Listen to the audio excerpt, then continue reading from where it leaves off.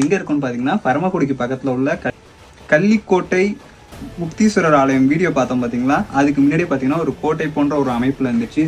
குற்றினமாவே சிதறமடைந்து காணப்படுகிறது. கோயிலை கட்டின ராஜாக்கள் ஆனா இங்க இருந்திருக்கலாம். இதுக்கு முன்னாடி அங்கங்க கிறுக்கி வச்சிருக்காங்க.